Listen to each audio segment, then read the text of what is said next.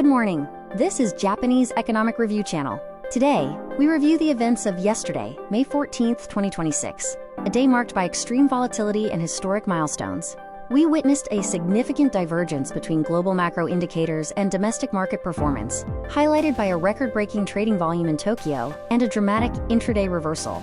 Yesterday's market was defined by three key themes. Globally, U.S. inflation data exceeded expectations, yet tech remained resilient. Domestically, the Tokyo prime market saw an unprecedented trading value exceeding 12 trillion yen, even as the Nikkei 225 fell by 618 yen. We also observed a clear capital rotation from growth-sensitive sectors into defensive assets.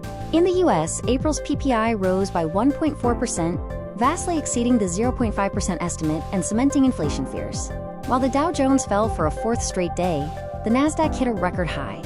Investors increasingly treat high-tech and AI-related stocks, such as ARM and ASML, as an immune asset class, effectively divorcing them from traditional inflationary pressures. The Tokyo market experienced a, quote, paradoxical session yesterday.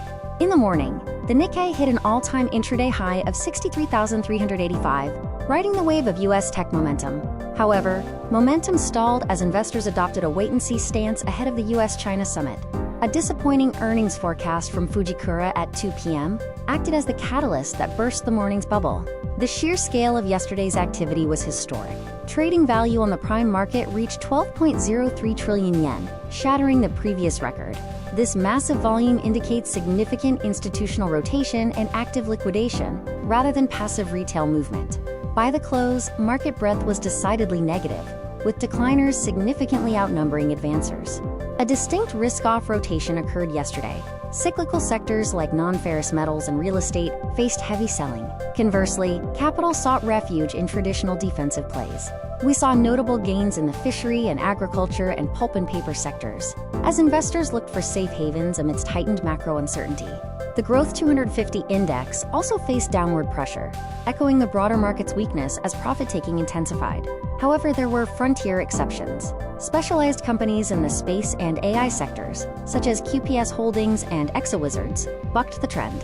This proves that high-conviction capital is still available for unique, technology-driven stories. Beyond the macro volatility, corporate evolution continues to accelerate. Major collaborations for supply chain efficiency were announced by Nissan Foods and Mitsubishi Shokuhin. Additionally, we saw innovation in hardware from Citizen Watch and Hoshizaki, while Sparks established a new Future Creation Fund focusing on AI, robotics, and carbon neutrality.